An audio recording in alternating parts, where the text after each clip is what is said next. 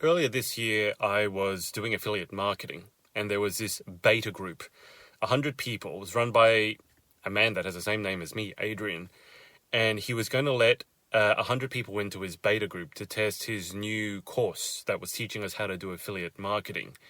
And he was going to take people from all around the world. There wasn't just people who had the biggest following or the most success. He was looking for people from different walks of life, different experience, different industries.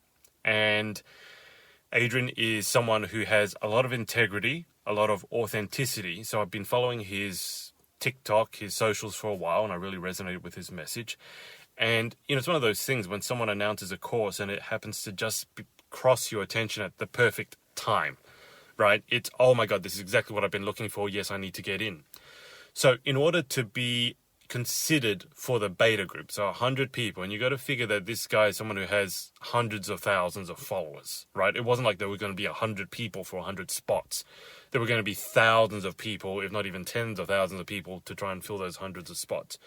What we needed to do, send in an application, and do a TikTok video and tag him in it. The application was okay because that's sent in private, right? And when you're sending in an application, you can always make yourself sound a little bit better than you actually are, right? That's what we all do with our resumes. Rather than saying that, we got coffee for someone, we say that we're, professional secretary or personal assistant. So you did the photocopy and got the coffee. We accept that, which is why a lot of people don't trust resumes these days or even now references. But doing the TikTok video was kind of scary because that was in public, number one. And number two, what we needed to do, basically in the TikTok video, is say why we thought we deserved to be part of the beta group. And, I did that. It was a bit confronting. I don't know if any of you saw it, because it's still on my TikTok to this day, I think. But long story short, I applied, and then there was going to be this live video where he was going to announce the 100 people that got in. And I don't have a lot of spare time, so I don't tend to tune in to people's live videos when I don't really know whether it's going to be worth watching or not. So I tuned into this one, and he had broken it down into categories. So these are the people that got in because they've had success in the past. These are the people that got in because they're in this industry. These are the people who got in, they're just newbies, and we thought we'd give them a go. And you know what it's like, they let 7 in here, then 10 in there, then 5 in there, and then you're getting to 98, 99, 100. And look, long story short, I didn't get in. The funny thing was, maybe it's not so funny, but that actually hit me pretty hard, right? I was disappointed for the first time in a long time that I can remember. It's kind of like when you're on a date, when you're dating and someone rejects you. It was that kind of a feeling. It wasn't like, oh, I lost a tennis match. And okay, like losing a tennis match can be disappointing in the moment. Losing any sort of athletic event, sporting event, or let's say, I don't know, career event or financial event, those sorts of losses we can deal with. But when you're rejected on a personal level, because when you're dating and the person rejects you, it's not just rejecting, let's say, a piece of paper. It literally feels like a rejection of who you are. And that was the first thing that made this difficult. It felt like a rejection of who I was and what I'd done and what I stood for.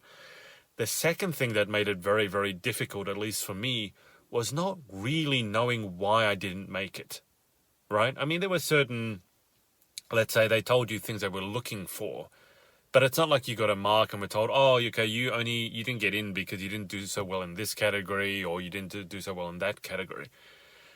So you put those two things together, and what I realized, ironically, and the reason I'm telling you this story, is that for the first time, I felt I kind of knew what it was like to lose a pageant, or to not place at a pageant, right? To not do as well as you'd like at a pageant. Because I put myself out there, right? And this is what you do in a pageant. You put yourself out there, you tell your story, and then if you don't do as well as you like, or you don't win, you don't place, it feels like a rejection of you personally, right? Not professionally, personally. And then very often what happens in the pageant industry, and I'm not personally a fan of this, you don't really get told why you lost or why you didn't place. Why did that person get in and I didn't? Let me look at the scores. Oh, okay, they did better on stage here, or, they did better in an interview there. I need to work on this area, but you don't get that in pageants.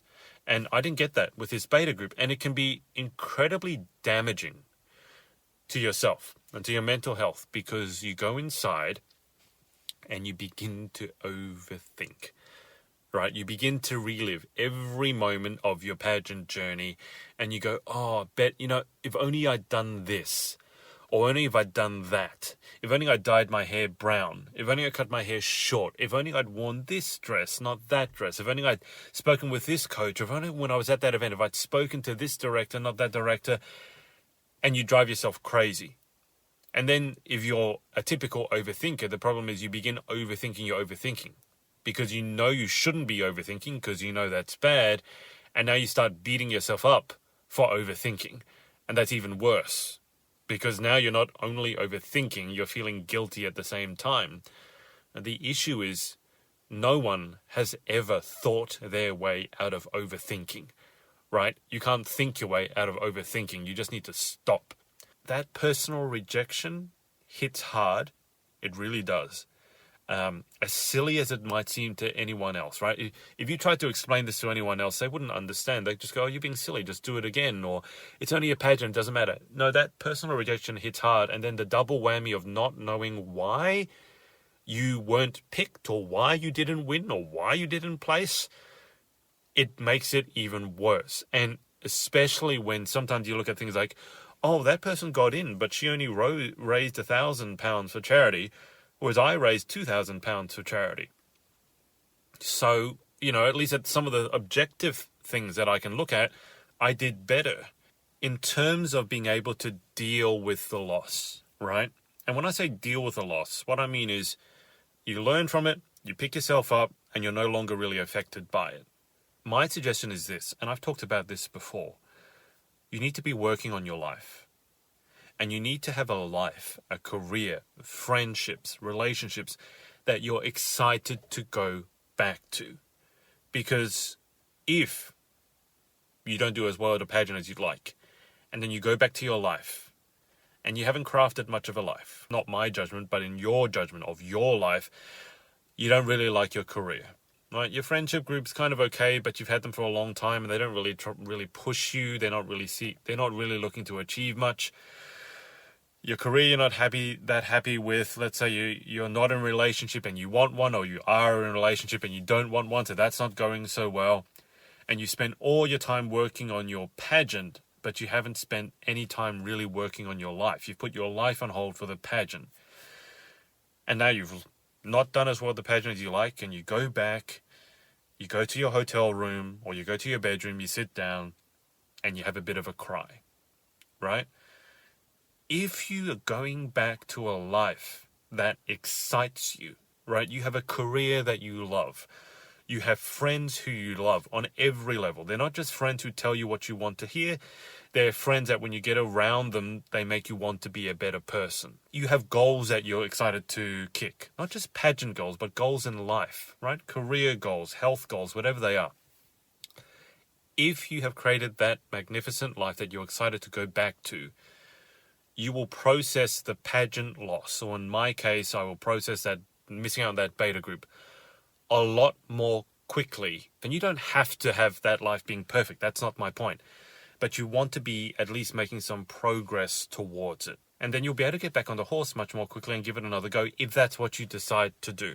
And that's what happened with me in terms of that beta group. As I said, it hit me hard, a lot harder than I would have liked it to. But it maybe hit hard for, let's say, a day or two. And the reason it hit me for a day or two was because I had this sort of, and I've alluded to this belief that I have in the past, and I don't know where I got it from, but this sort of belief that if I'm truly committed to something, then I will find a way to make it happen. I don't know where I got that from. And this is even in tennis. And I've spoken about this before. I had this inherent belief that if I modeled what the best players in the world did, then I would maximize my potential. And that potential, okay, I might not end up being as good as a professional player, but I could at least maximize my potential and be my version of a professional player, and I'd be happy with that. And I think this is my biggest words of wisdom for you is to, if you're disappointed, as quickly as possible, throw yourself back into working on yourself. Right? You don't need a pageant to work on yourself. And I was having this conversation with a friend of mine this morning. Why you have to ask yourself, why did you want to win the pageant? Or why did you want to place? And that's a very important question, because it's not like we wanted to win the pageant so we could have a crown on our head. We didn't want to win the pageant so we could have this material made of white silk that we could, put over our shoulder and it would say certain words on it, right? That's not why you wanted to win a pageant. You want to win a pageant essentially because of what you thought it would allow you to do, the opportunities it would give you, or the way it would make you feel, right? Normally, at the end of it, you want to win a pageant because it would make you feel good. At least that's what you think, right? So what feelings were you after? Oh, I wanted to win this pageant. So it's not because I wanted to win the crown. It's not because I thought I'd get to work with a certain person. I wanted to win this pageant because at the end, I thought it would help me feel like I was making a difference, right? I wanted to feel like a success. I wanted to feel whatever it is. I wanted to feel loved. I wanted to feel acknowledged. I wanted to feel validated. I wanted to feel like I was finally enough. Now, if you can get dirt honest about why you wanted to win the pageant in terms of the emotions you thought it was going to give you, then the thing is, all the opportunities it was going to open up for you, or the difference you wanted to make. If you get clear on those reasons for why you wanted to win, then if you're honest, right, and this is where it's important that you can bounce back as quickly as possible, and that's where I think working on your life outside of pageants is a really big help, because you'll bounce back sooner. You can get that self-awareness and perspective. Okay, I wanted to win this pageant because I wanted to be able to make a difference. All right, you didn't win the pageant. Does that mean you can't make a difference? I doubt it. Right? I mean, that's complete BS, right? You can make a difference without doing a pageant. That's what most people do. Or I wanted to win this pageant because I wanted to work with this charity and do amazing work. I mean, is that option closed off to you? I mean, you can still probably work with that charity. You could still send an email to someone and get in touch. You can still make a difference. You can still be a role model. All those things, all the reasons that you probably wanted to win a pageant, the thing is that you can still do them if you get clear on what they are. And if you're, again, really dirt honest with yourself, the reason that you feel that momentary disappointment is probably because in the moment you did want the validation, right? That's probably the only thing that you can't get, let's say, straight away, because you didn't win that pageant. You don't get that validation of, yes, I was there, I was enough, I was the best, right? That acknowledgement. And that can hurt. I get it. And I think it's human to want that acknowledgement and that validation a bit. But the secret to that is that it's not really someone giving you validation that makes you feel good. It's you giving yourself the validation that ultimately makes you feel good. And what happens is, you win the pageant, or you win this sporting event, or you win this career opportunity. Let's say you get a raise, you get a particular position. What happens then is, it's not that gives you validation, right? That doesn't make you feel like you're enough. What happens is you give yourself permission to feel like you're enough. That event sends a trigger to you and you go, now I allow myself to feel like I'm enough, and then I feel good. So let's say you don't win the pageant and now you're feeling like you're not enough. You could look, if you're honest with yourself, you could look at the things you've got going on in your life. Even you could look at the work you put into the pageant. You could look at that and use that as a trigger to feel like you're enough. And if you really, really do that, you're going to feel the same levels of happiness or joy or pride that you would have had if you won. And this is those rare circumstances where you see people who don't win a pageant and they actually have literally no regret, no moment of disappointment. And it's kind of a rare case, but it's not a rare case because someone is genetically blessed with not having a disappointment gene. It's a rare case because I think, first off, it takes a maturity in psychology, I think, to really be able to be happy for someone else and to realize that their success is not your failure. And I think of this very particular example where, and it's with Marissa Butler, because I just interviewed her earlier this week, and she was in Miss World. and she didn't win. I mean, she did very well. She won the sports section, and she got top something or other. I can't remember exactly what it was. I'm sorry. But there's this photo where her friend Vanessa is announced as a winner, and Vanessa has the winner, the shock face, that painting, that one like that, the Home Alone when he put the cologne on. She's got that face going on, but there's this photo that's kind of iconic, and it's because you can see Marissa in the background. And I swear to God, you've never seen anyone happier for a human being than Marissa was for Vanessa at that moment in time. Now, she told the story a bit later on as to exactly how Vanessa had helped her, and she really thought Vanessa was the right person to win. As to why she was happy, the story came out a little bit later, but there's no trace of disappointment on Marissa's face when Vanessa is announced as the winner. All you can see is a victory celebration, right? It looks like she's just won an Olympic gold. And that is a rarity, I think, but I don't think it has to be. And is Marissa unusual? Is she unique in her psychology? She definitely is outstanding. And she's got a lot going on in her life. She's a high achiever. This is what I keep saying. Got to work on your life. Be happy with your life. But when you don't see someone else's victory as your failure, when you put in everything that you can, and when your goals on the pageant were to feel like enough, not because you won, but because you put in so much work and you evolved as a woman throughout that process. You started off as one person and you became another person because of your hard work, your perseverance, overcoming all those fears, right? You felt those fears and you did it anyway. If you can really, really connect to that, you're not going to feel that disappointment that a lot of other people do, such as myself. I mean, when I didn't get into the beta group, I certainly didn't know the people who'd got in. So it was kind of hard to celebrate for them. But my point is, you have to have this inherent belief that whatever it is you're going after, it's like they say, you want to fixate on your purpose, but you want to be flexible on how you get there. And if you have that momentary delusion that because you didn't win the pageant, suddenly you can't achieve your goals, you just need to realize that it is a delusion.